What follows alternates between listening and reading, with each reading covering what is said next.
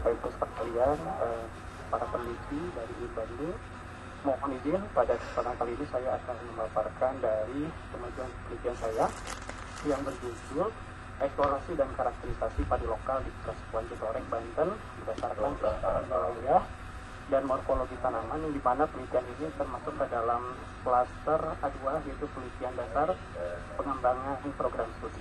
Nah, ini untuk penelitinya saya sendiri, Dejan Supriyatna, kemudian Bapak Irfan Muhammad, dan salah satu anggota kami dari mahasiswa Muhammad Nauf Mujahdi dari jurusan Agroteknologi Fakultas Sains dan Teknologi UIN Bandung. Baik, kemudian untuk hal yang melatar belakangnya dari penelitian ini, bahwa seperti yang dapat kita ketahui bersama bahwa padi itu merupakan salah satu komoditas penting di Indonesia, yang dimana merupakan sumber pangan pokok yang dimana konsumsinya itu cukup tinggi. Kemudian yang menjadi sebuah permasalahan bahwa dalam produksi padi ini yaitu mengalami penurunan, seperti dapat kita lihat bersama berdasarkan data, yaitu di tahun 2024 itu produksinya 30,34 juta, dan itu menurun dibandingkan dengan tahun sebelumnya. Kemudian yang menjadi permasalahan juga luas panen untuk produksi padi juga mulai menurun. Nah, salah satu upaya untuk kita dapat meningkatkan produksi yaitu dengan penggunaan varietas unggul.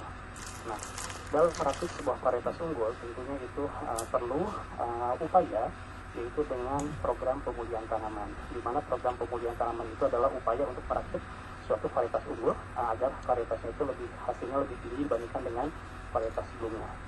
Nah, dalam upaya untuk merakit varietas unggul itu tentunya membutuhkan plasma nutfah, yang dimana plasma nutfah itu dapat kita gunakan dengan menggunakan padi-padi lokal yang kaya di Indonesia. Nah, kemudian padi-padi lokal itu memiliki beberapa keunggulan berdasarkan penelitian sebelumnya, seperti tahan terhadap hama dan penyakit, kemudian sebagian diantaranya itu tahan terhadap sekaman biotik, kemudian memiliki karakteristik khusus seperti rasanya enak, kemudian memiliki gizi yang lebih tinggi. Nah, kemudian beberapa wilayah yang masih menyimpan kekayaan padi lokal yang cukup tinggi, yaitu ada di beberapa wilayah desa adat. Salah satunya adalah wilayah yang kami teliti, yaitu di wilayah adat Kasepuan Citorek. Kenapa? Karena memang sistem di sana itu cukup menjaga padi, karena memang padi itu merupakan salah satu bagian dari jati diri masyarakat Kasepuan Citorek. Kemudian dari lingkungan juga cukup mendukung. Nah, kemudian juga informasi mengenai aspek agronomi, kemudian karakteristik padi dan wilayah itu memang belum diteliti, dan ini merupakan sebuah peluang yang baik untuk bidang pertanian untuk meneliti padi-padi lokal di kawasan ini. Nah, kemudian juga untuk berikutnya salah satu upaya yang dapat kita lakukan untuk mendapatkan padi-padi itu, kemudian mendapatkan informasi terkait dengan padi-padi itu, yaitu dengan melakukan penelitian padi, yaitu dengan cara eksplorasi, yang dimana eksplorasi ini berdasarkan Menteri Pertanian adalah kegiatan penelusuran serta pengumpulan sumber daya genetik tanaman yang diikuti dengan karakterisasi, dokumentasi, serta evaluasi. Nah, kemudian rumusan masalah dari penelitian ini adalah bagaimana sebaran padi lokal di wilayah kawasan adat Kasepuan Citorek, kemudian bagaimana karakteristiknya, kemudian tujuannya adalah untuk mengidentifikasi padi-padi tersebut dan mengkarakterisasi morfologi dan agronomi dari padi-padi lokal tersebut. Kemudian untuk berikutnya adalah metodologi penelitiannya. Yang pertama adalah untuk teknik pengumpulan data, mulai dari survei lapangan, penentuan titik koordinat, kemudian data geospasial dengan menggunakan software ArcGIS, kemudian untuk karakteristik wilayahnya seperti analisis topografi, iklim mikro, dan berdasarkan data sosial budaya yang dilakukan melalui wawancara. Kemudian juga untuk pelaksanaan karakterisasi padi lokalnya dilaksanakan di kebun percobaan UIN Sunan Gunung Jati Bandung. Di sini dilakukan karakteristik padi, kemudian dilakukan analisis jarak genetiknya. Nah, hasil penelitian menunjukkan bahwa untuk sebaran padi lokal, nah di sana itu terdapat 3 padi lokal, dimulai dari Muse, Nete, Seksek, Uwi Putih, Perak, Kuning, sampai Apel, yang dimana padi-padi itu tumbuh pada sekitar 600 sampai dengan 700 mdpl dengan suhu rata-rata sekitar 24 sampai 27 derajat Celcius, dengan kondisi kelembaban sekitar 86% dan curah hujan 21 sampai dengan 22 mm. Kemudian untuk hasil dari karakteristik di lapangan menunjukkan bahwa padi-padi ini memiliki karakteristik yang cukup beragam, dimulai dari karakter kualitatif dan kuantitatifnya seperti lebar helai daun, jumlah daun terumpun, panjang batang, jumlah anakan, perilaku batang, pewarnaan antosianin, dan lain-lain. Kemudian dari segi hasil juga cukup beragam. Kemudian setelah itu kami lakukan analisis secara genetik. Berdasarkan hasil analisis secara genetik menunjukkan bahwa padi-padi ke-9 itu terbagi menjadi 4 klaster, yang mana 4 klaster itu menunjukkan tingkat jarak genetik yang jauh yang dapat digunakan sebagai pertimbangan dalam menentukan tetua persilangan. Nah, kemudian kesimpulannya adalah ditemukan 9 aksesi di kawasan Desa Adat Citorek. Kemudian padi-padi tersebut memiliki karakteristik yang beragam berdasarkan karakter kualitatif dan kuantitatif. Nah, kemudian untuk pelaksanaan waktu penelitian ini alhamdulillah penelitian sudah dilaksanakan, tapi memang ada satu desa adat lagi yang datanya itu belum kami analisis, dan insya Allah akan selesai di minggu ini. Kemudian berikutnya akan dilakukan publikasi ilmiah, kemudian presentasi hasil wawancara. Nah, untuk outcomes-nya, karena memang penelitian ini dari di lapangan sudah selesai, tapi analisis datanya juga belum selesai, maka untuk draft sebetulnya belum selesai. Kemudian hak kita juga belum dibuat karena nanti menunggu penyelesaian draft dulu setelah kami melakukan analisis data di minggu ini. Mungkin itu saja yang dapat kami sampaikan. Terima kasih atas waktunya, Pak. Mohon masukannya. Terima kasih. Terima kasih. Ini barangkali klaster yang agak asing bagi saya, gitu. Tentang jadi padi intinya Pak Jajang berarti ke 9 varietas itu dari 9 lokasi yang berbeda berarti, gitu. Jadi dari satu desa adat Citorek, Pak. Di Torek di satu daerah di daerah Banten ada 9 jenis tadi ya yang ada. Ya. Kami betul menemukan 9. Ada satu lagi desa adat, Pak, namanya desa adat Cirompang, cuman karena memang datanya baru kami dapatkan jadi belum bisa ditampilkan. Nanti setelah itu di akhir nanti akan kami tampilkan, Pak. Oke, di 9 itu dilihat dari genetika atau perbedaan yang nete tadi yang itu nama-nama lokal yang diberikan oleh nama-nama lokal yang diberikan oleh masyarakat di sana, Pak. Jadi ya masing-masing nama, masing-masing aksesi memiliki karakteristik yang beragam, berbeda. Yang menentukan perbedaan itu dari peneliti apa dari masyarakat adat lokal, Pak? Ya, sebenarnya dari sisi peneliti itu kami memiliki standar dari standar internasional berdasarkan UPOV. Kemudian kalau standar nasional menggunakan Kementerian Pertanian. Jadi ada satu dokumen namanya pengujian individual untuk tanaman. Nah, untuk padi sendiri sebetulnya karakternya itu ada 60, Pak. Jadi kita tuh bisa membedakan padi itu berdasarkan 60 karakteristik itu, dimulai dari ujung akar sampai dengan ujung daun gitu, Pak. Oke, terima kasih. Secara logbook ini sudah kita buka ya, sudah lengkap, sudah banyak kegiatan yang sudah dilakukan. Kemudian untuk laporan keuangan ini berapa orang, Pak? Yang untuk timnya berapa? Penelitinya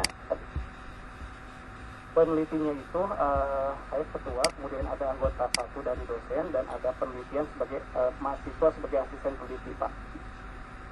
Yang di logbook berarti sudah ada ya tiga peneliti ya, bisa ya? Ada Pak, ada. Masing-masing memiliki tugasnya masing-masing, Pak. Tapi banyak Pak Jajang ya yang di foto ya? Ada yang itu mahasiswa juga ada, Pak. Jadi untuk lapangan juga itu dilakukan oleh mahasiswa karena memang bagian dari skripsinya juga, Pak. Dan alhamdulillah mahasiswanya sudah lulus di bulan Agustus, lulus tepat waktu. Berarti penelitiannya berapa, Pak? 17 juta ini ya? 17,5, Pak, itu 75%. Berarti 100%-nya ya. 100%-nya berapa berarti, Pak, anggarannya? 100%-nya 25. Oh, 25, ini 17 ya? 25.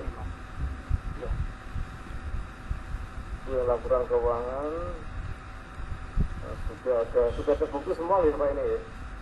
Sudah, buktinya sudah saya upload semua Pak. Oke, termasuk apa itu pembelian sewa Shopee ya? Iya. Yang plan match soil. Iya. Apa itu Pak?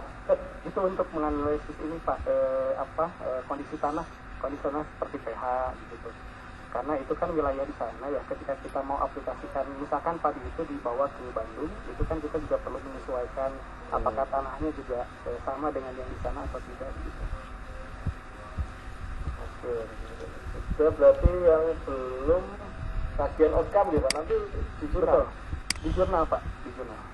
Sinta berapa Pak? Rencana Agro Bali Sinta 2 Pak. Oh, Sinta 2 ya? Ya.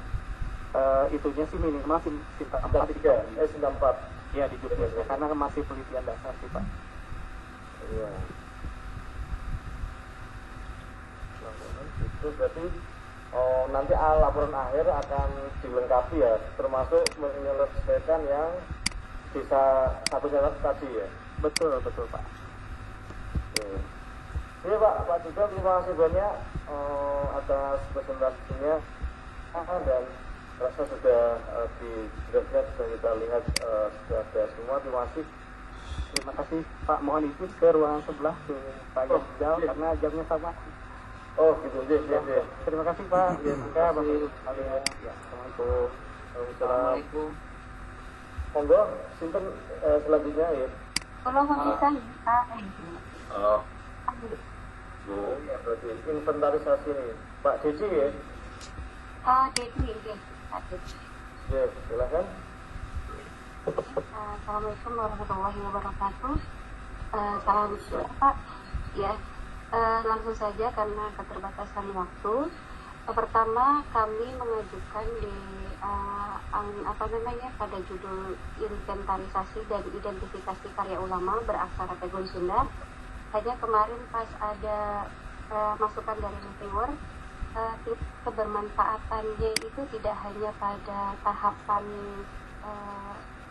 mengumpulkan saja, tetapi dari lokal ke global gitu. Dan akhirnya kami berjalannya waktu kami akhirnya mendapatkan dan menganalisis di sastra kitab Pegon Sunda yang jejak ulama lokal dan identitas Islam Nusantara gitu. Alasannya kenapa? Karena adanya kebermanfaatan dan menyesuaikan dengan anggaran, sehingga kami tidak hanya sekedar menginventarisasi atau mengidentifikasi karya ulama seluruh yang ada di Sunda, Jawa Barat ya, tetapi kami melihat bagaimana letak sastra ya, kemudian dari kitab Sunda yang punya kebermanfaatan untuk secara nasional atau global, dari lokal ke global. Bahkan insya Allah nanti bisa ada kebermanfaatan, ada di spesifiknya lagi, nanti ada di Scopusnya, di laporan Scopusnya nanti. Oke, next ya. Di sini kami akan menyampaikan poin-poin pelaksanaan kegiatan yang kami sudah lakukan, yaitu yang pertama tentang pengumpulan data, penelitian, kemudian analisis data penelitian, kemudian buku, kemudian draft artikel, kemudian kami submit artikel. Nah, di sini nanti pengumpulan data dan penelitiannya itu juga next.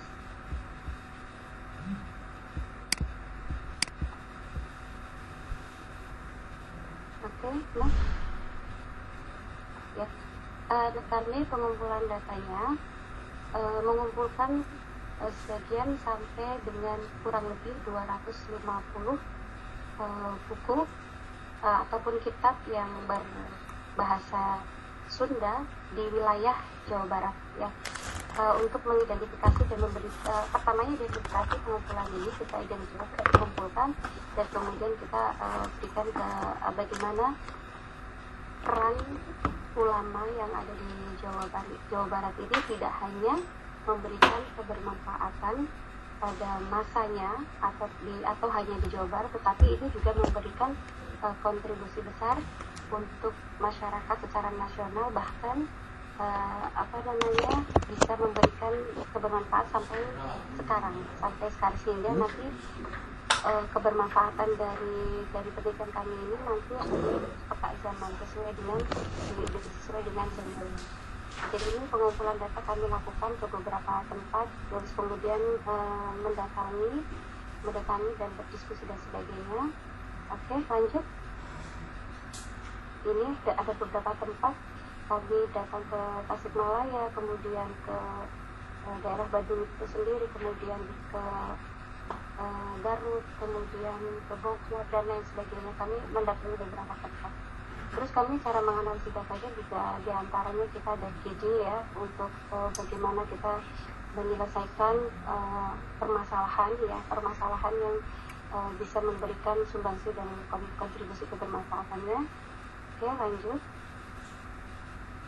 Ini kami juga sudah menghasilkan, tinggal cetak, terus kemudian tinggal ISBN, tinggal HKI, dan kemudian biaya-biaya yang akan kami gunakan di Scopus. Ini ada beberapa bab, kemudian nanti ini judul minta tolong. Oke. Ya, ini kalau di bukunya menghasilkan sekitar sudah bla bla bla bla, dan kemudian ini kalau kami di Scopusnya diterbitkan, disubmit di Studio Islamika, sudah ada penerimaan, hanya belum sampai pada tahap publish. Ini masih pada pengiriman dan masih ada respon, baru ada respon, masih ada tingkat revisi dan sebagainya, masih belum selesai. Hanya kami sudah memasukkan artikel publikasinya ke satu Scopus yang di satu Studio Islamika, yang judulnya itu from manuscript to global courses, they are tracking the discourse of security in this industry of Cempaka di Laga Manuskrip. Dan kami mengambil Cempaka di Laga Manuskrip juga bagian dari pengumpulan data kami yang seluruh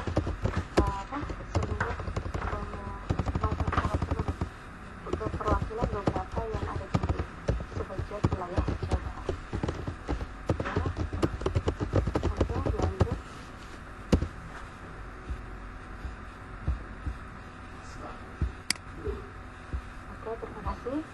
Ini yang kami sampaikan hasil laporan kami di tahap hari ini, bisa di tahap hari ini. Mudah-mudahan nanti setelah laporan antara ini, barangkali nanti ada masukan yang bisa diperbagi dan sebagainya, kami akan melakukan segera mungkin, dan ini nanti laporan-laporan dari pembiayaan sebagainya tinggal hanya itu, semuanya sudah ditulis ataupun sudah terkumpulkan, hanya tinggal publikasinya saja. Buku juga masih tertulis tapi belum di-SDM-kan dan sebagainya. Nanti setelah ini semuanya ini masih pada kumpulan draft, dan mudah-mudahan ini sudah lengkap, tinggal dikatakan, boleh di SDM-kan dan sebagainya. Ini saja Pak, terima kasih banyak. Terima kasih. Ya. Komisang ya. Oke. Ini penelitiannya berarti tentang kitab Pegon Sunda ya. Berarti mengumpulkan kitab-kitab atau manuskrip. Kitab, karena kalau manuskrip itu kan yang dari asli sementara. Ya, berarti sudah dari penerbit berarti ya. Iya, betul. Dan kami mendatangi di beberapa pesantren juga yang seperti Mama Sempur dan sebagainya, itu langsung ke pesantrennya, langsung ke pesantren, sehingga nanti kami mendapatkan beberapa banyak, terkumpul sampai kurang lebih 250 Di Pegon ini ada 250 kitab yang sudah dikodifikasi, kira-kira gitu ya. Oke. Yang berikutnya logbook, mungkin barangkali nanti bisa dilengkapi ya Bu, karena saya lihat di logbooknya itu masih dokumen-dokumen gitu. nanti ada semacam kayak Pak Jagang tadi ya, ada semacam misalnya tanggal sekian itu misalnya membeli kitab atau mengunjungi, nanti mungkin lebih dilengkapi saja gitu. Jadi berlogis karena nanti di pemeriksaan, kalau juga nanti ada pemeriksaan ya biasanya yang dilihat juga logbooknya. Ini mungkin tinggal melengkapi, mungkin datanya sudah ada, tinggal nanti ini kan jadi misalnya tanggal sekian melakukan penelitian apa, hasilnya apa, ya secara umum tentang diskusi harian yang telah dilakukan oleh tim peneliti. Kemudian laporan penelitian belum saya lihat, belum deh. Jadi nanti karena saya lihat di Excelnya itu cover buku sama daftar isi ya. Oh gitu, makanya itu dilengkapi mas. Setidaknya ada bab 1, bab 2 nanti dilengkapi sampai apa, misalnya bab 4 baru hafal ya, terserah. Yang penting ada progresnya, karena saya lihat baru bukunya sudah terbit di buku, belum ya? Belum diterbitkan tapi sudah jadi. Sudah di layout ya, sudah. Ya maksudnya untuk kepentingan, karena buku itu kan nanti masuknya outcome ya, hasil dari penelitian, tapi untuk progress report kita membutuhkan laporan penelitian yang telah disusun oleh peneliti, semua nanti dilengkapi. Kemudian untuk artikel ini kan sudah disubmit, tetapi lebih pada satu kitab. Karena sesuai dengan kebutuhan, sesuai dengan permintaan kemarin kan kami konsultasi sebelumnya, terus kemudian salah satunya saja nih, tapi mengisi di dalamnya yang memberikan kebermanfaatan dari isinya, justru karena meminta, jadi judul bukunya nggak apa-apa kayak gitu, tapi kebutuhan yang di studi Islamika itu meminta untuk tulisan yang kualitatif gitu. Karena ini kan judulnya tentang ya from manuscript to paperbasis itu ya, tentang tracing of source of security. Ya maksudnya nanti biar ini bisa dianggap sebagai outcome, saya rasa nanti juga perlu ada deskripsi atau penjelasan bahwa ini itu merupakan bagian dari penelitian yang telah dilakukan, karena ini kan hanya satu kitab ya, padahal penelitiannya tentang sertifikasi kitab. Terasa biar nanti dianggap satu kesatuan bagian dari penelitian ini, bukan entitas yang berbeda ya, karena kalau dilihat secara jujur kan ini hanya satu kitab, tapi ya yang penting mampu menjelaskan, menarasikan bahwa ini bagian dari penelitian. Sudah matur suwun, terima kasih Bu Komisa. Bisa kita lihat resumber yang selanjutnya. Oke, monggo. Setelahnya saya siapa? Iya, monggo. Pak Dodi ya. Oke. Panggil dulu. Monggo siapa dulu? Ikut saya. Maka Pak Dodi dulu ya. Ya Pak, yang ini belum ditutup. Saya slide ini. Ya, iya yang satu siapa? Oke. Baik, terima kasih. Oke. Baik, terima kasih. Sebentar ya, saya udah nampak itu.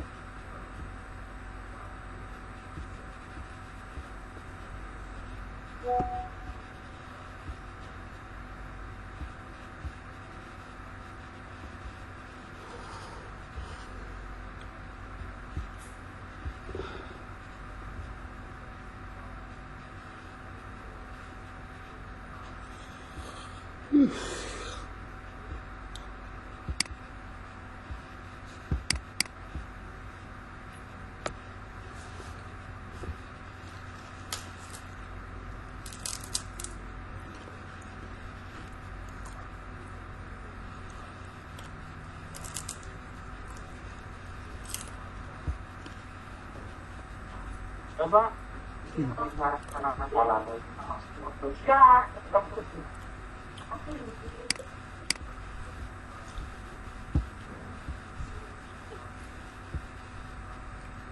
Sudah Pak ke Pak letakin Belum Pak, kelempar.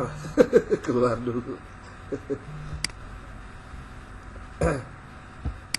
Kelempar Pak, aduh, masuk dulu. Iya. Siap ke Pak Mutakin lagi Pak ya? Ya. Mutakin ya? Oke. Mutakin ya? Ya, ya. Soalnya kalau yang Pak itu izin dulu adanya Pak.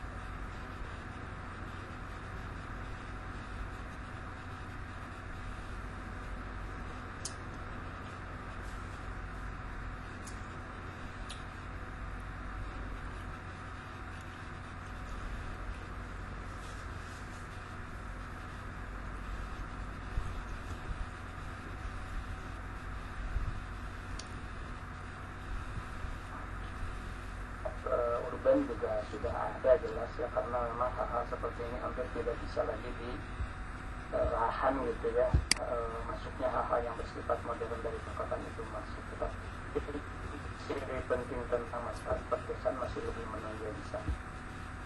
Teori yang kita gunakan tentu ini terlalu abstrak ya kalau bicara galtung ya, tetapi itu juga menjadi bahan kajian kita atau alat analisis kita untuk meneliti konflik yang terjadi atau bentuk-bentuk konflik dari yang sederhana sampai yang kompleks bisa jadi. Kemudian jadi dari juga legera gitu ya, yang berkaitan dengan infrastruktur perdamaian lokal yang menggambarkan bahwa pentingnya ada nilai-nilai lokal ya, local wisdom, local values yang dipertimbangkan dalam upaya penyelesaian konflik-konflik dan menciptakan perdamaian. Dan ketiga, berbasis pada masyarakat yang tetap berpegang teguh kepada ajaran agama, paling tidak secara umum menggambarkan masyarakat religius, maka pendekatan keyakinan, belief ya, atau perspektif of belief kita gunakan juga di sini, khususnya tentu dari ajaran Islam yang memang menjadi acuan pada masyarakat di situ secara umum. Itu teori yang digunakan, metodologinya pada umumnya kita gunakan untuk penelitian-penelitian keagamaan dengan pendekatan kualitatif, berbasis pada studi kasus di tempat seperti tadi yang kita gunakan. dengan teknik-teknik seperti yang dikemukakan di sini. Yang pokok dalam ujian kualitatif biasanya berkaitan dengan wawancara, mendalam, FGD, ya, observasi, dan seterusnya. Partisipan yang kita lihat di sana sebagai key informants, misalnya tokoh-tokoh agama, para ustadz ya, yang kebetulan di sana cukup aktif, terutama organisasi yang kita teliti, yaitu organisasi Pajak Persatuan Islam, juga kegiatan-kegiatan ibu-ibu atau majelis tamu. Nah, masuk pada masalah temuan, ringkasnya seperti bisa dilihat di sini. Pertama, bahwa peranan tokoh agama sebagai mediator. Tokoh agama lebih dipercaya dibanding aparat formal. Sini menunjukkan bahwa pendekatan seperti yang dikemukakan oleh Ledera tadi bisa bekerja dalam menganalisis ini, karena memang dalam kenyataannya masyarakat lebih banyak mengandalkan dan mempercayai penyelesaian masalah konfliktual yang horizontal di masyarakat itu kepada tokoh-tokoh agama formal. Kemudian legitimasi moral yang dimiliki mereka juga, ya, karisma, sehingga mereka lebih banyak diterima semua pihak, apalagi mereka tokoh-tokoh itu tumbuh dari daerah, dari bawah, dari masyarakat gitu. Berbeda dengan kepemimpinan struktural yang seringkali ada jarak.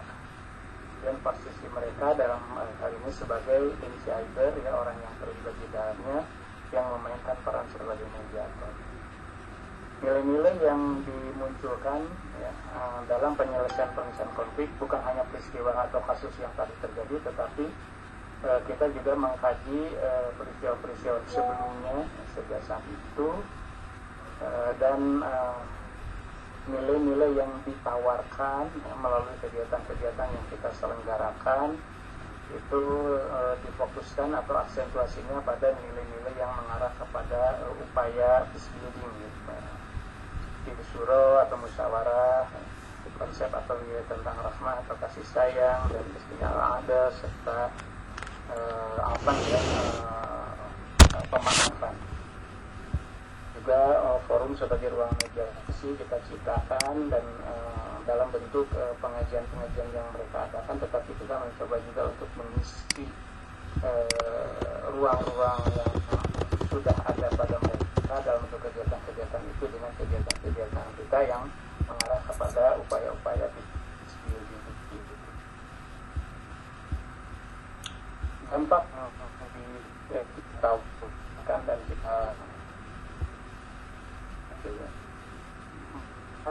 paling tidak itu menjadi forum untuk berbicara mereka, kita menawarkan solusi-solusi dalam penyelesaian konflik-konflik baik yang pernah terjadi maupun antisipasi atas kemungkinan-kemungkinan yang terjadi di masa mendatang. Jaminan tentang rasa aman melalui komunikasi dengan mereka, apalagi ketika kita melibatkan para ustadz. Tentu saja kita juga membuat forum-forum yang diselenggarakan, terutama majelis dan pengajian bapak mengisikan materi-materi yang berkaitan dengan tema atau dengan fokus yang sedang kita kerjakan. Berikutnya tantangan yang kita hadapi dalam kegiatan ini adanya politisasi identitas agama. Di sini bentuknya adalah adanya organisasi-organisasi berbasis keagamaan seperti yang saya kemukakan di sini, Persis, juga ada Muhammadiyah dan NU. Dan Persis itu lahir kemudian organisasi lahir kemudian itu sekitar 20 tahun yang lalu, yang saya ingat itu karena kebetulan saya dari sana 50 tahun yang lalu pernah pindah di sana, kemudian pindah ke kota dan sekarang kembali ke kampung dengan melihat dan mengamati peristiwa itu.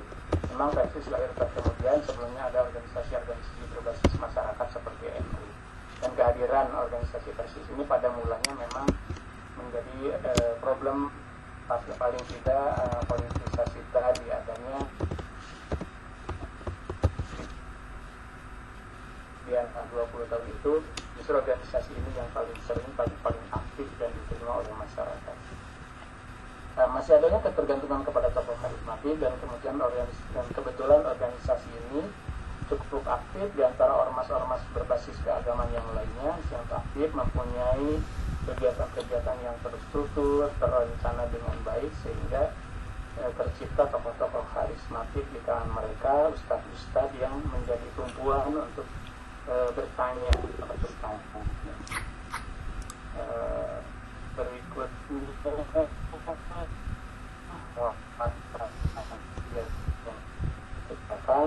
pertemuan rutin tidak hanya membahas masalah-masalah penting, tetapi lebih ditekankan kepada peace building program. Berbahasa pemuda ini dipelopori oleh pemuda Islam juga, perempuan di kalangan ibu itu melibatkan juga, dan saya sampai sekarang masih ditagih untuk kegiatan-kegiatan berikutnya mengisi acara yang mereka buat gitu. Jadi belum selesai dalam kegiatan-kegiatannya, terutama sesuai dengan penjadwalan kegiatan yang mereka buat.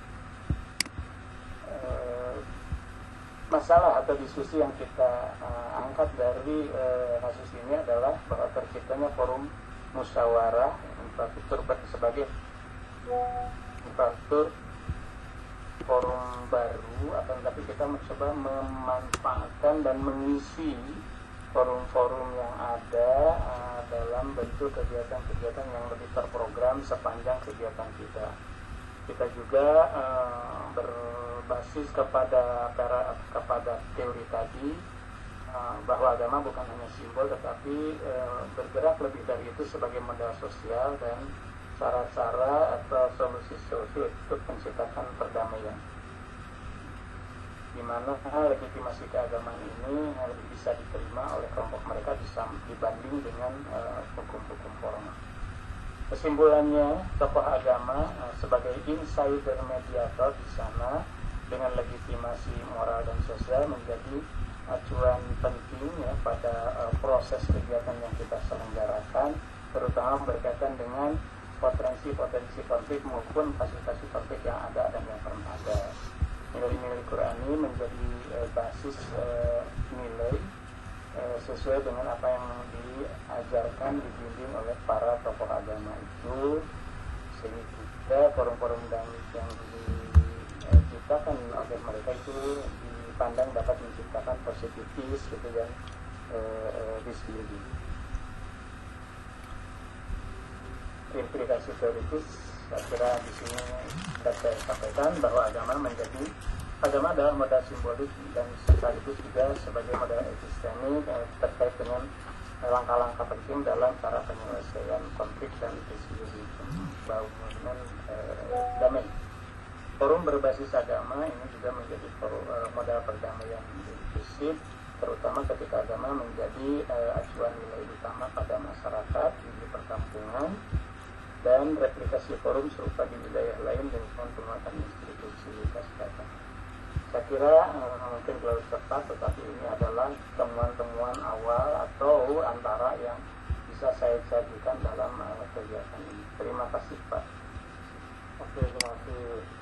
Ini kegiatan pengabdian ya Pak ini Pak? Pengabdian Pak, pengabdian. Ini masih jalan sebetulnya. Ya, dulu kita sudah pas proposal katanya kita sudah diskusi banyak hal ya tentang tema ini. Yang pertama, berarti kegiatan pengabdiannya yang sudah dilakukan apa ini Pak? Untuk sementara kita masih mengisi acara-acara yang sengaja diselenggarakan khususnya oleh pemuda, karena mereka yang cukup aktif di situ. Itu tidak hanya pengajian searah gitu, tetapi lebih pada bentuk dialogis di antara mereka di tempat yang berbeda-beda. Dan kedua dengan ibu-ibu, kalangan ibu-ibu di majelis salim, karena memang pada umumnya kegiatan-kegiatan keagamaan itu didominan ibu-ibu jadi mana-mana. Mohon untuk logbook nanti ini ya Pak disertakan kegiatan-kegiatan apa yang sudah dilakukan, karena yang di draft itu sangat umum, nanti mungkin barangkali bisa lebih detail dan ditambahi di foto ya, misalnya diskusinya, kemudian pendampingannya itu nanti disertakan sebagai bagian bukti bahwa sudah melakukan kegiatan, karena di logbook saya masih melihat secara umum gitu. kegiatan umum yang dilakukan. Barangkali nanti lebih didetailkan, ada bukti foto, ada bukti hasil dari diskusi misalnya seperti apa, nanti bisa didetailkan di logbook. Yang kedua, jadi laporan penelitiannya belum gitu.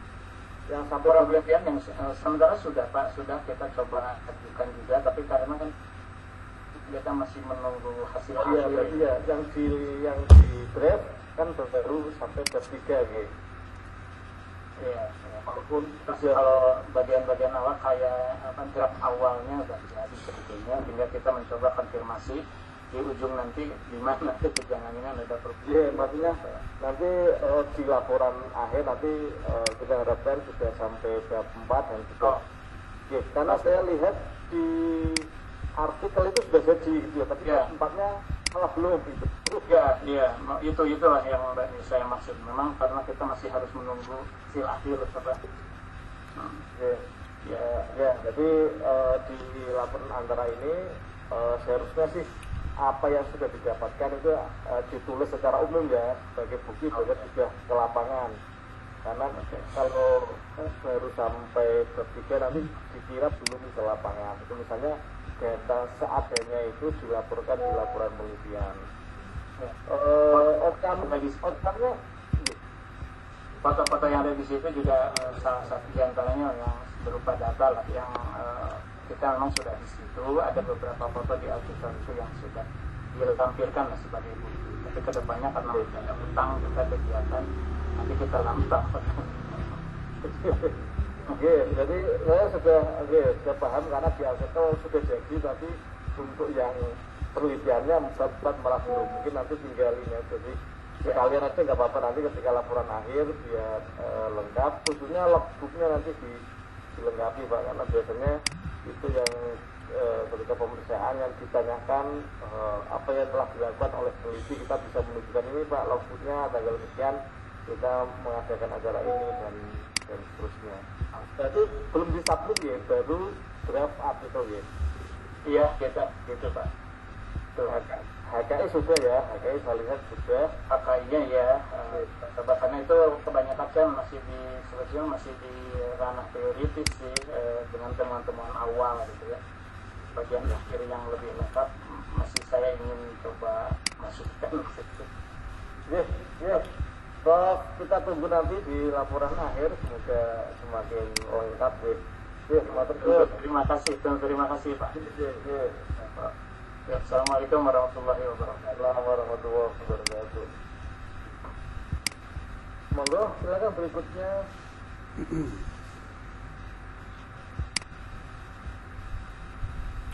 Pak Prof, keluar dulu, mohon maaf itu. Oh iya. Ya, oke, ya. Sorry. Tuh.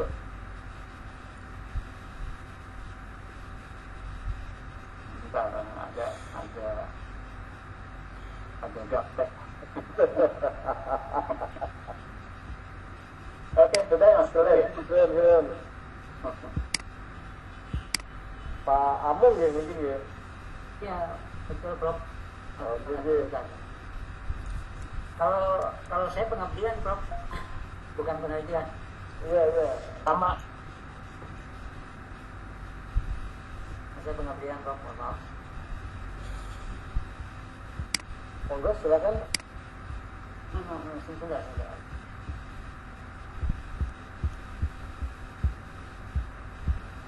Ada kendala waktu kan?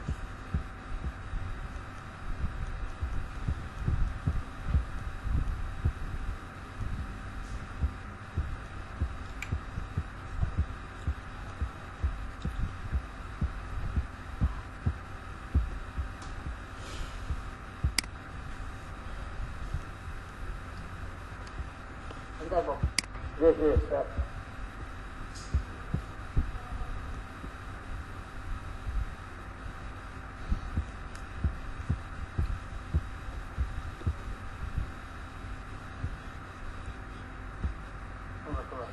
Mohon maaf. Barangkali yang lain dulu saja, Bu. Saya ini lagi mohon maaf, ada masalah dengan laptop saya. Oke. Enggak. Bu Rosleni, Ya, berarti saya izin Prof. Saya dulu, Prof. Kalau Pak nanti mungkin saya dulu Prof. Silakan Atau- Bu Ros, silakan. Oh, Bu Ros lagi dulu, bulan. Silakan, Bu. Monggo sahabat dulu nih Bu Burung Sulaiman ya. Ya, ini sebentar ada ya. Yang ya itu.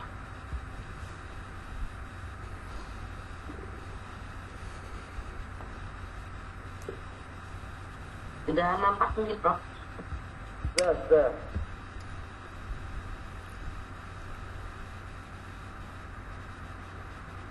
Assalamualaikum warahmatullahi wabarakatuh. Waalaikumsalam warahmatullahi wabarakatuh.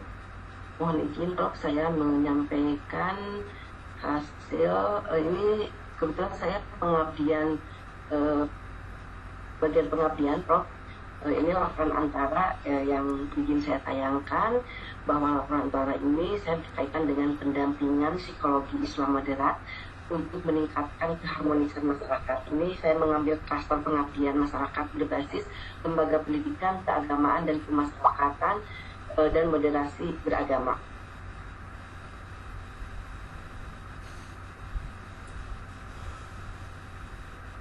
Nah, saya sudah dari abstrak yang saya sampaikan di sini bahwa pengabdian kepada masyarakat dengan judul pendampingan psikologi Islam moderat untuk meningkatkan keharmonisan masyarakat ini kami melakukan pelaksanaannya di 2 lokasi. Yang pertama di Pesantren Al-Badani Cikalong Majalengka yang dilaksanakan di tanggal 25 hingga 27 Juli 2025, dan satu lagi di Pesantren Persatuan Islam 40 Saronggo Sumedang.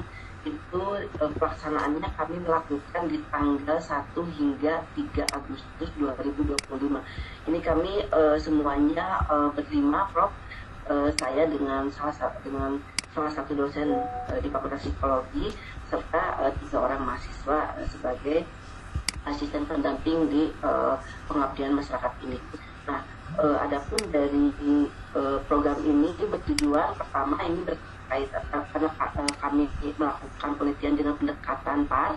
Ini yang pertama tahapan-tahapan yang kami lakukan dari mulai melakukan identifikasi masalah di sekitar pesantren pada santri itu sendiri dengan melakukan diskusi kelompok, dan yang kedua ini berkaitan tentang mencoba kami melakukan analisis ya berkaitan nilai-nilai Islam moderat yang relevan untuk menghadapi konflik dan perbedaan yang terjadi di lingkup santri di pesantren tersebut.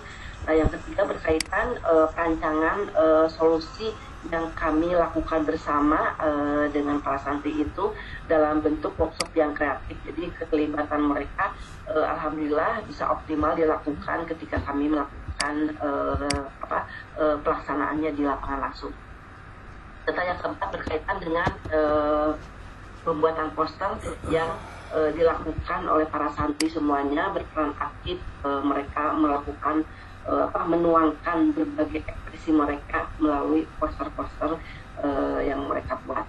Dan yang terakhir berkaitan dengan mereka diberi kesempatan oleh kami untuk melakukan refleksi personal dari apa yang telah kita berikan penjelasan berkaitan dengan psikologi Islam moderat ini, serta selain secara personal mereka memberikan menampilkan apa yang mereka refleksikan, juga secara kelompok pun mereka melakukan presentasi dari apa yang telah mereka rumuskan bersama di masing-masing kelompok dengan cara adanya pameran kecil-kecilan. Yang pameran ini yang dilakukan di ruangan ketika kita melakukan pelatihan ini.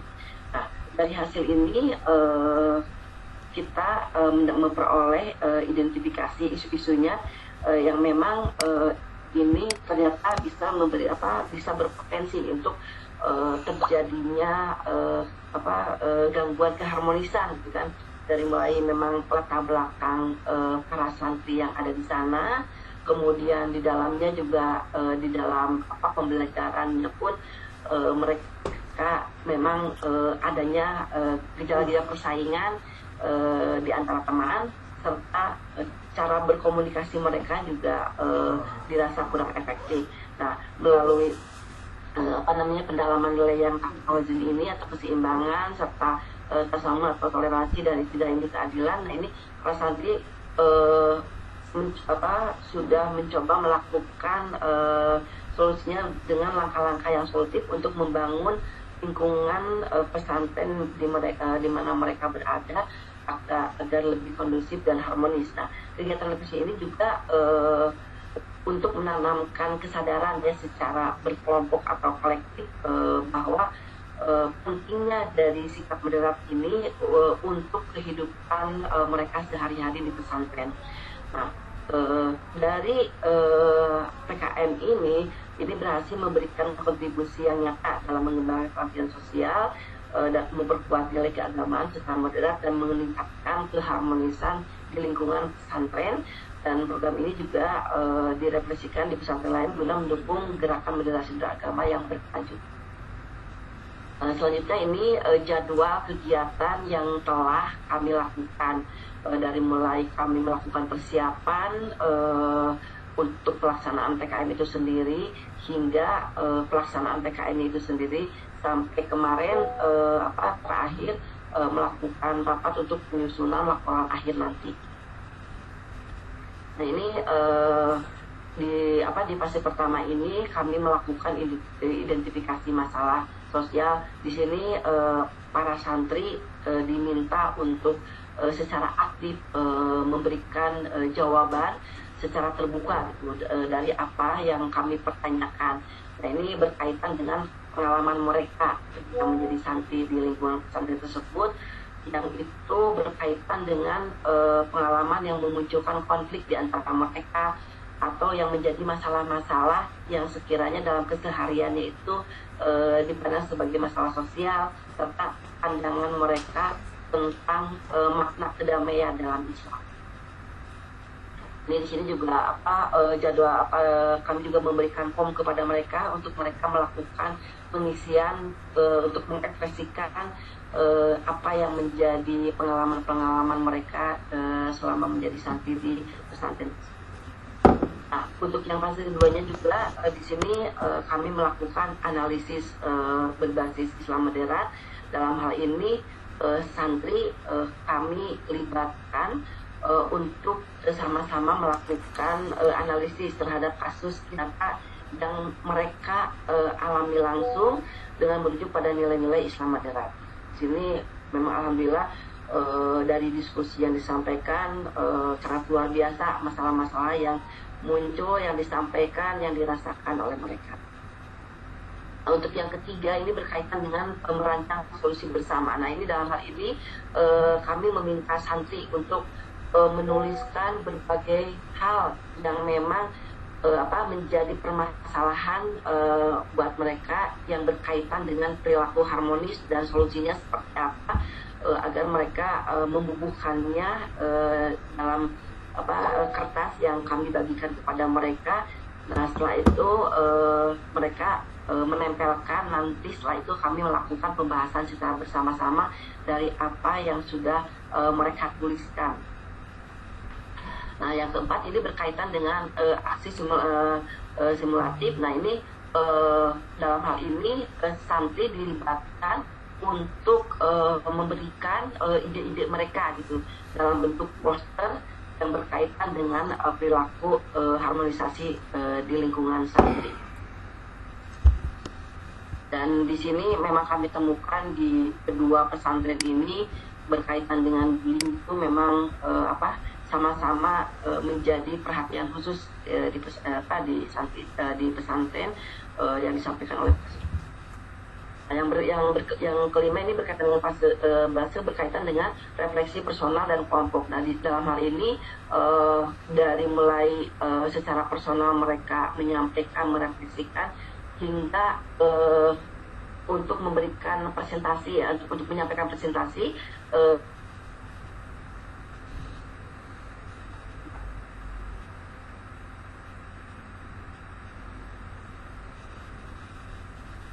Halo?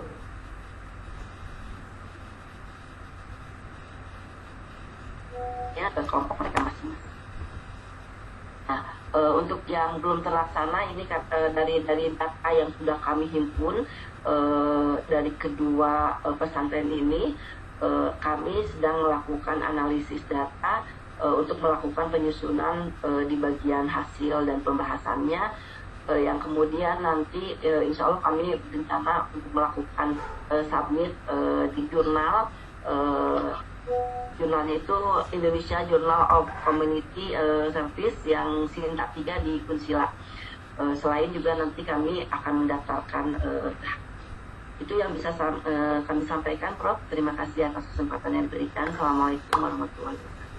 Assalamualaikum warahmatullahi wabarakatuh. Terima kasih. Ini ada dua lokus ya pengabdian, ada yang di Pesantren Madani dan Saronggil. Perbedaannya apa berdua pesantren ini? Mengapa ya, sebetulnya dari yang kami lakukan di dua pesantren ini, justru kami melihat samaannya, Prof, gitu ya. Maksudnya dari ekspresi yang mereka sampaikan tentang permasalahan, kalau terkait dengan misalnya konflik secara personal itu kedua-duanya di kedua pesantren ini mereka memang mengalami dan sering terjadi seperti misalnya mereka merasa disisihkan, merasa diasingkan, itu di kedua pesantren ini kami temukan. Tapi yang paling booming itu di keduanya ini terlihat sangat berharap berkaitan dengan penindaklanjutan agar tidak terjadinya bullying, Prof, di kedua pesantren tersebut, karena apa yang mereka tuangkan ternyata memang betul, bahkan yang merasa ini ternyata saya ini ternyata dibully ya Bu ya kalau seperti ini, iya, jadi tanpa disadari gitu, ternyata mereka seperti itu gitu. Nah, ini mungkin menjadi temuan baru untuk kami dalam hal ini di kedepannya gitu, untuk bisa memberikan kontribusi atau juga misalnya pelatihan kepada para santri untuk terhindar dari salah satunya adalah berkaitan dengan bullying gitu. Tapi pemilihan lokus pesantren tidak berbasis karena sebelumnya ada kasus disharmoni, kekerasan, konflik, bukan gitu? Ya, tadinya kan kami di awal seperti itu ya, Prof, yang inginnya kami di wilayah provinsi lain arenakan terkait dengan seperti kalau tadi banyak keluar Jawa ya? Iya tadinya, tapi dananya kan, waduh, ini sangat tidak memadai gitu kan, Prof. Kita memberikan saran, kayaknya nggak usah jauh-jauh deh beli sapi ini, tapi fokus. Nah, akhirnya kami mengikuti arahan itu dan alhamdulillah memang iya ya, ternyata nggak usah jauh-jauh dari sini juga memang permasalahan banyak yang perlu ditanggulangi, diatasi dan menjadi masukan untuk pengurus pesantren gitu ya, berkaitan dengan pengelolaan santrinya gitu, Prof. Tapi ya memang tidak berbasis pada sebelumnya ada kasus yang viral, bukan ya? Iya, sebelumnya seperti itu. Akhirnya kami melakukan penggaliannya kasus-kasus yang memang yang memang muncul terjadi ada di keseharian para santri, dan itu juga kan secara psikologis memang menjadi sesuatu yang memberikan efek negatif ya, Prof, untuk seperti misalnya penggalian potensi pada para santri itu menjadi tidak optimal karena mereka sendiri secara psikologisnya ternyata mengalami berbagai hal dalam hal mengekspresikannya itu ya. Kekerasan di sininya kan itu secara psikologis gitu, Prof. Misalnya berkaitan dengan entah itu mengenai verbalnya gitu kan, kalau yang fisiknya mereka nggak terlalu menunjukkan, tapi kebanyakan verbalnya gitu, Prof, untuk yang kekerasan fisiknya itu. Oke. Kemudian secara teknis logbook mungkin barangkali nanti bisa diperbaiki dan ditambah, bukan hanya ada 5, padahal kegiatannya serasa lebih. Misalnya kalau di lokasi itu kan 1-3 hari ya, nanti mungkin bisa lebih detail ya, apalagi menggunakan PAR nanti bisa diisi logbook itu per siklus ya, per sesi nanti mungkin bisa diisi tersebut. Yang kedua, laporan sudah selesai, meskipun masih datanya masih barangkali nanti di laporan akhir bisa ditambah. Betul. Betul, Prof. Masih Tidak analisis, Prof. Ya. ya, analisnya Betul. Belum. kelihatan, nanti barangkali bisa dilengkapi. Baik, Prof. HKI belum ya Bu? Belum. Nah, kami berencana HKI dengan jurnal akan diiringkan untuk dilakukan HKI-nya juga ke jurnalnya gitu. Artikelnya juga siap Ya. Nanti sekalian dilengkapi pas laporan. Baik. Oke, karena ini pengabdian saya cukup, sudah ada beberapa data. Terima kasih. Terima kasih. Ya, terima kasih, Prof. Terima kasih. Baik.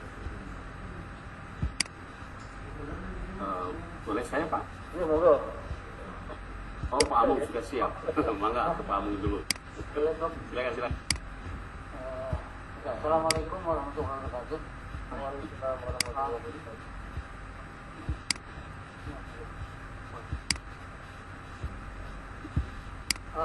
Baik Prof, saya ini ada pengabdian kepada masyarakat ya. Mohon maaf tadi ada sedikit ini hambatan. Baik, judulnya yaitu pembinaan dan pendampingan siswa berkebutuhan khusus atau inklusif di Madrasah Sanawiyah dan Aliyah Yayasan Milik Sama Hidayah Sekali Suara. Saya kebetulan dengan Bu Agri, Pak Prof. Bu Agri ini kebetulan lagi ada jam ngajar katanya nggak bisa ditinggalkan. Jadi saya langsung saja bahwa ini saya langsung kepada Komisi Walau Wilayah Objek PKM bahwa ini letaknya di Kabupaten Sukabumi, kurang lebih jaraknya itu dari Bandung itu 95 km. Gitu. Kemudian yayasan ini berada di pinggir jalan sekali, kemudian dilalui oleh jalur dari Bandung ke Jakarta ataupun dari sebaliknya dari Jakarta ke Bandung. Langsung saja Prof, ini adalah profil Madrasah Sanawiyah yang saya lakukan PKM, yaitu namanya MTS Al-Hidayah, mau Yayasan Pendidikan Sama Hidayah, ibadah, alamatnya dan sebagainya, dan kepala sekolah dan sebagainya. Kemudian ini ada jumlah siswanya untuk Sanawiyah itu 166 orang dengan 6 rombongan. Nunggu giliran. Ini juga profil MA-nya. Ya beres ya. Parif Kirosad begitu selesai. Kedua sekolah yang mulai dalam satu yayasan. Jadi juga profilnya mungkin saya sudah share di Dialog. Kemudian ini jumlah besar dirinya untuk Ahmadiyah Syariah sendiri itu adalah 61 orang. Ini mungkin yang terpenting Prof paham bahwa jumlah sistem berkhusus di Madrasah Syariah itu jumlah tahun itu Prof. Tiga 100 orang itu tertentu berkebutuhan khusus itu diantaranya setelah kami data itu yang pertama itu hiperaktif dan sering fokus itu 16 orang. Tapi yang kedua bipolar ya, mengenai itu kurang konsen sebagainya. Kemudian di Pabel ada 1 orang, Pabel kemudian antisosial ya, jadi ada 1 orang.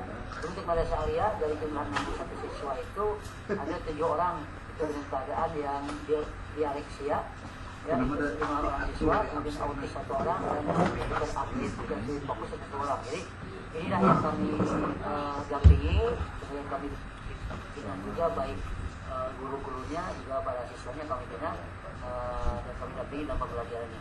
Juga kami satunya. Prinsip penyelenggaraan pendidikan inklusif yang kami lakukan yaitu pertama pembelajaran dan peningkatan mutu. Jadi alhamdulillah Prof ada progresnya bagus sekali.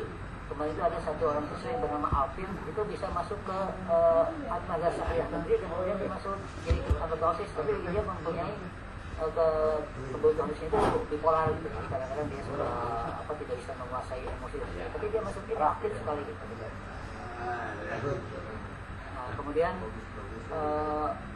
selanjutnya yaitu hambatan-hambatan yang kami temukan di lapangan itu mereka itu ada hambatan sensorik, kemudian hambatan intelektual, hambatan fisik dan motorik, kemudian hambatan perilaku dan emosional, kemudian spektrum autisme juga ada kesulitan belajar spesifik karena dia ada sifat-sifat seperti itu, kemudian anak cerdas dan istimewa dan berbakat istimewa seperti itu. Kemudian ini model implementasi yang kami lakukan di kelas itu model kelas reguler ya, jadi inklusi penuh, jadi mereka digabungkan dengan kelas yang lain. Kemudian model cluster pengelompokan kelas reguler, jadi mereka secara khusus kami melakukan pembinaan.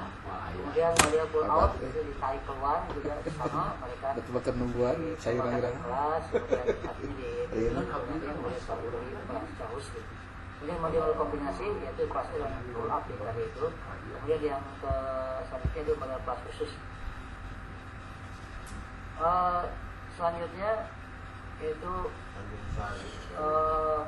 ini jadi langkah-langkah metode yang saya lakukan di sana itu perencanaan partisipatif, karena tadi kemarin kita pakai PAR ya, metodenya kemudian perencanaan, kemudian ada tindakan berencana, action, observasi dan monitoring, maksudnya represi kritis. Jadi kami di akhir itu mengadakan diskusi dengan para guru dan sebagainya untuk visi atau apa yang terbaik.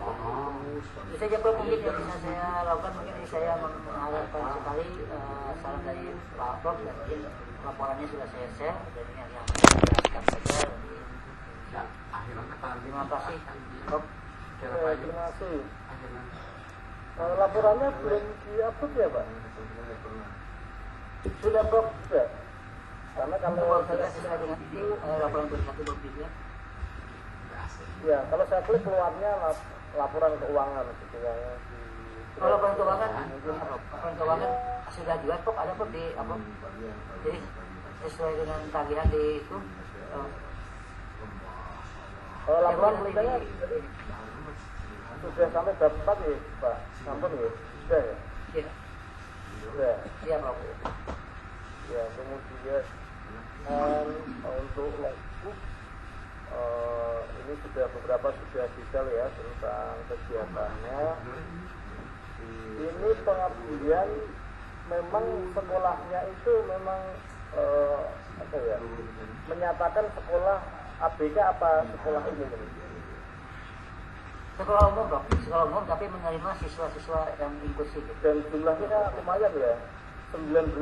Iya, lumayan banyak Prof. 19 orang dari Islamiyah dan 7 orang dari Aliyah. Oh ya, tapi yang seperti Sanawiyah dan Aliyah juga ya, satu ya? Iya betul, Sanawiyah dan Aliyah Prof. Terus kegiatannya apa? Masih dulu pertama ke kelas ya, kemudian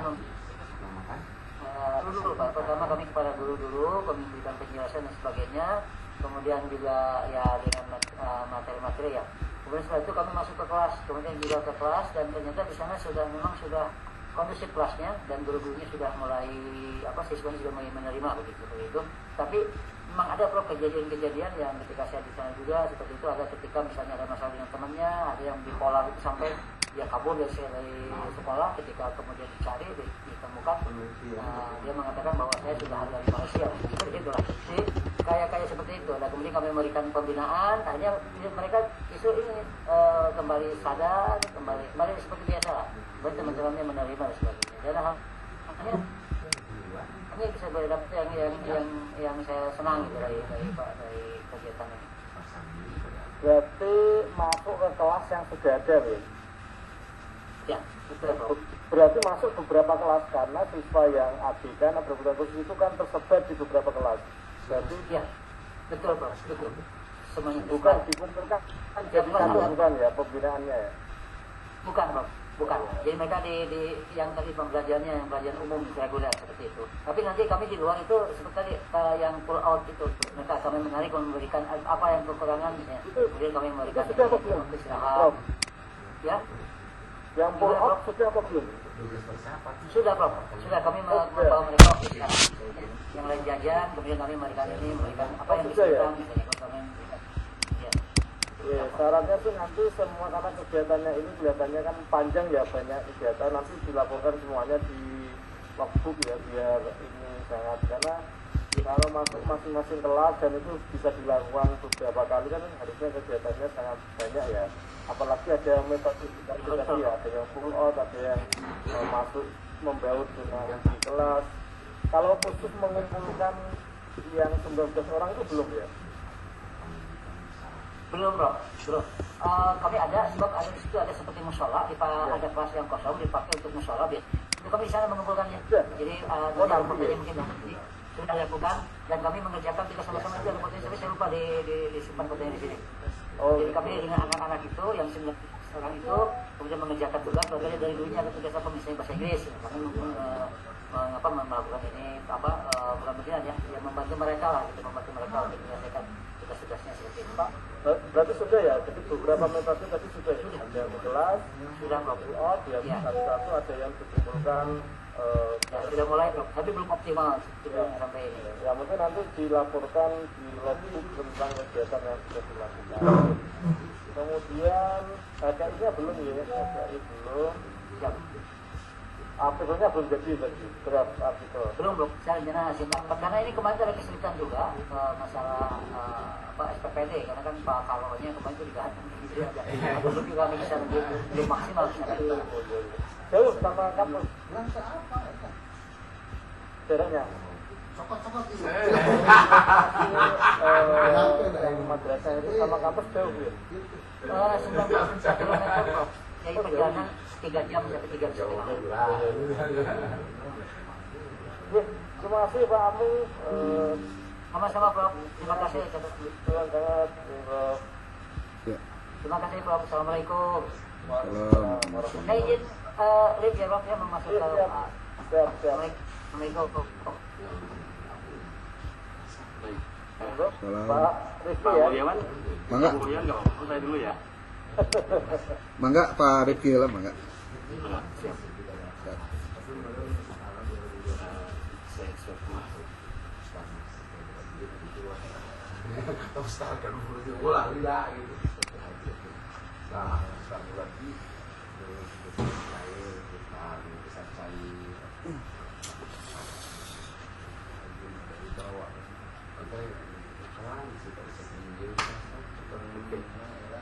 Sudah nampak Pak? Belum, masih menunggu bentar. Siap. Hari Papian ke mana? Belum tampak ya. Ini dia. Oke, baik. Assalamualaikum warahmatullahi wabarakatuh. Hari Papian ke di mana? Dihendak Terima kasih di bagian apa? sebetulnya. Bagian ijazah. Yang akan lakukan ini, saya bersama Prof. Ijazah. Dindim. Saya peneliti kedua dan dalam konteks ini saya juga melibatkan mahasiswa 1 orang. Apa yang sudah kami lakukan sejauh ini adalah samping studi pendahuluan, kemudian mengumpul berbagai sumber, kita sudah mengunjungi 1 lokasi, yaitu pesantren Al-Furqan di Garut. Waktu itu penelitian itu strategi dakwah digital di pesantren di Jawa Barat. Rencananya kita mau level nasional, tapi karena berbagai hambatan kita di Jawa Barat, tapi mewakili berbagai karakteristik ormas yang kemudian memiliki pesantren gitu ya. Nah, kita meneliti di 3 lokasi, yaitu di pesantren Al-Furqan di Garut, ini berbasis ormas Muhammadiyah. Kemudian di Tasik, pesantren Puncak. Kemudian yang ketiga di Sukabumi juga, itu berbasis NU begini. Nah, awal yang kami lakukan adalah mencoba melacak di media tentang kiprah berbagai pesantren, lalu kemudian kita jatuh kepada 3 lokasi ini, 3 ini. Kemudian metodologi yang kita gunakan menggunakan pendekatan kualitatif dengan analisis sistematik berbasis perangkat lunak dan tipe 12. Data dikumpulkan melalui wawancara mendalam, observasi, kemudian dokumen digital pesantren. Berikutnya, untuk memudahkan analisis, setiap data diberi kode wawancara kiai, santri, S, kemudian A untuk alumni, dan P untuk praktek atau dokumen program. Maka penelitian ini tidak usah dari ini kita sebutkan dari yang sudah kita lakukan baru ke Al-Qur'an, tapi kita memiliki banyak sumber yang sudah kita kumpulkan sebelumnya sebagai media, kemudian dari berbagai informasi dari sumber-sumber terkait yang relevan. Kita menemukan beberapa hal. Kita sampaikan dulu bahwa kita baru ke satu lokasi, tapi kita sudah memiliki informasi tentang berbagai hal. Nah, terutama di sini temuan kita yang pertama tentang Al-Qur'an ini. Kita lakukan mulai dari wawancara ke beberapa tokoh, kemudian kepala sekolah, yayasan, kemudian para pembimbingnya, para tutornya. Kemudian kita kunjungi langsung ke lab-labnya. Bahkan kita mempraktikkan menggunakan laptop Chrome itu yang kemudian pernah dikena itu, jadi masalah itu ya Chromebook istilahnya ya. Kita mempraktikkan juga itu, melihat-lihat dan yang menarik, jadi kita sampai pada temuan ini untuk yang pertama nih ya, dari Al-Qur'an ini.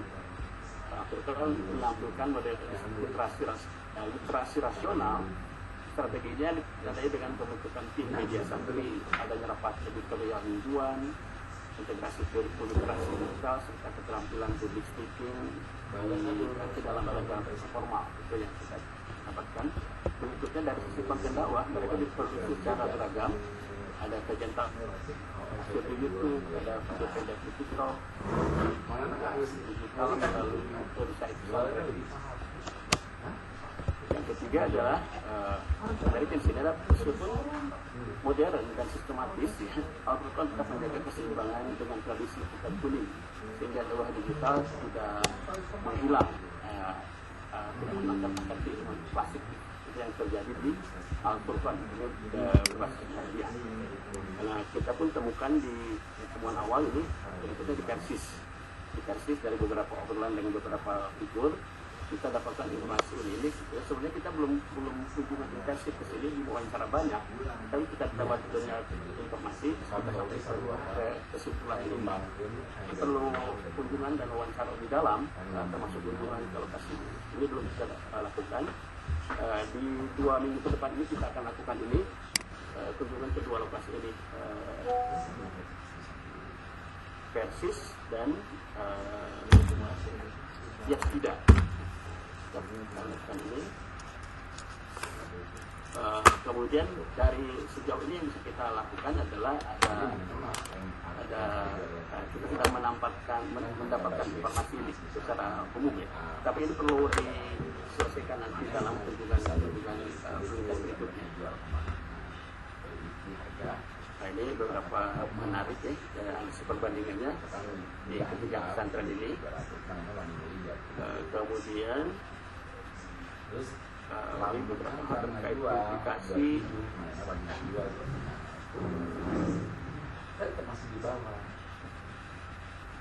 implikasi penelitian. Ini yang menarik adalah secara teoritis penelitian yang perluas kajian ujian isinya global south. Kemudian dakwah digital pesantren tidak bisa dipahami hanya sebagai adopsi teknologi, melainkan sebagai arena negosiasi antara tradisi Islam, identitas kelembagaan, dan algoritma platform. Kemudian yang ketiga, penelitiannya berkait teori mediatization of religion untuk memperkuat diskusi mengenai religious authority di era digital. Kemudian dengan menghadirkan perspektif khas Nusantara. Jadi kemudian hasil berikutnya aplikasi praktisnya serta ini memberikan pelajaran bagi pesantren lain. Berikutnya Al-Qur'an dapat menjadi model profesional media digital. Kemudian Persis menjadi teladan konsistensi keilmuan berbasis teks sebagai tradisi umum di kalangan Persis. Berikutnya di Yazida menunjukkan potensi integrasi budaya lokal. Ini yang menarik, ada nuansa budaya, ada Sundanya, ada berbagai tradisi yang berkembang di dalamnya. Kemudian aplikasi menekankan bahwa strategi dakwah digital sebaiknya tidak sekadar menghidupkan platform, melainkan berakar pada nilai identitas dan nilai kelembagaan. Ini Kemudian agenda riset selanjutnya, ini ke depan penelitian diperluas ke pesantren di berbagai daerah yang berbeda. Kemudian analisis kuantitatif berbasis gagal dan analitik juga dapat dilakukan untuk mengukur efektivitas konten secara algoritmik. Berikutnya, selain itu kajian lintas negara melalui tadi ke depan akan membuka peluang perbandingan baik lingkup Asia Tenggara. Berikutnya, di kesimpulan awal yang bisa kita sampaikan dari kunjungan dan beberapa studi awal yang kita lakukan sebelumnya, strategi dakwah digital pesantren di Jawa Barat bukan sekedar soal keterampilan teknis, tapi lebih dalam ia merupakan refleksi dari identitas kelembagaan. Muhammadiyah versus NU itu memiliki tradisi spesifik, dan itu seperti dipertahankan, dilembagakan melalui program digitalnya. Berikutnya, Al-Furqan dengan literasi nasional versus 67 dengan struktural argumentatif. Jadi khas Persib dan versus adalah argumennya selalu dibangun oleh dalil. Jadi ceramah tanpa dalil jangan bicara, gitu. Kasarnya gitu. Bias tidak. Nah, sebaliknya dengan cultural participatoris ini menunjukkan bahwa pesantren sedang menegosiasikan tradisi Islam Nusantara dengan logika media digital. Ya, berikutnya inilah kontribusi utama penelitian ini menghadirkan konsep global south ke dalam diskursus internasional mengenai agama dan digitalisasi. Untuk pencapaiannya, hati sudah, kemudian rencana kita mau terbitkan di jurnal Sinta 2. Jurnalnya adalah International Journal of Nusantara Islam, insya Allah ke sini. Kemudian hatinya sudah, itu barangkali yang bisa kami laporkan sementara. Sekali lagi ke depan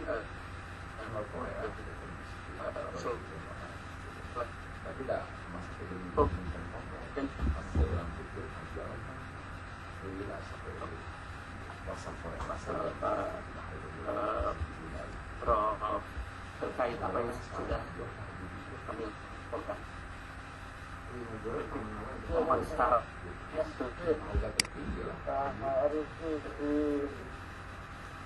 dulu waktu proposal bukan saya kelihatannya ya, masih itu Pak.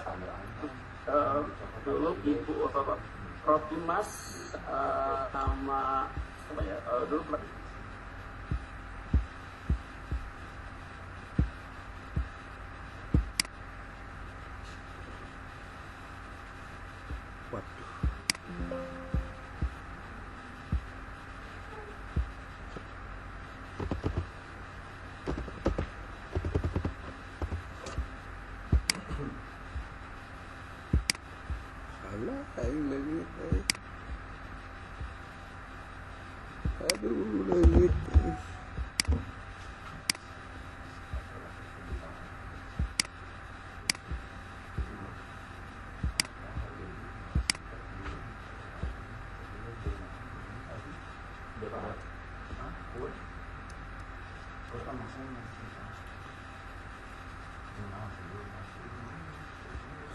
Jangan pun ada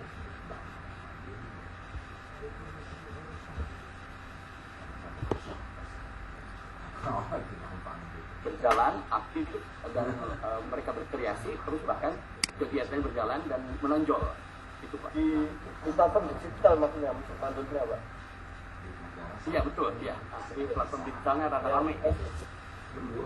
Maksud saya gini, khawatirnya kalau pemilihan sampel ini nanti apa ya, dibiasakan pada yang berbasis digital, nanti jomplang misalnya yang NU masih diwakili sama pesantren yang kolot gitu ya. Justru itu Pak, justru itu. Yang kedua didasarkan kepada pertimbangan peran digital memiliki banyak bisa menyimpulkan langkah-langkahnya mereka dari konten-kontennya kan, dan di media itu kita kalau ada kesimpulannya mendatangi untuk mengkonfirmasi, dalami mereka lakukan benar gitu. Ini kan nanti karena pengambilan sampel ini kan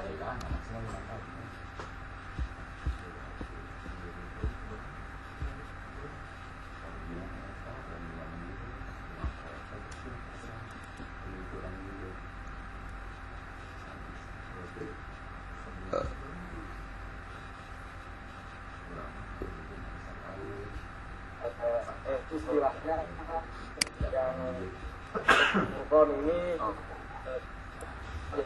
argumentatif ya. Partisipatif saya suka dengan temuan itu.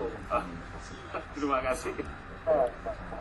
Tapi perlu mengapa yang itu argumentatif ya, indikatornya apa gitu misalnya. Iya, mereka sudah mengadaptasi platform digital gitu ya. Kemudian tentang yang kita itu NU ya Pak? Betul Pak, betul.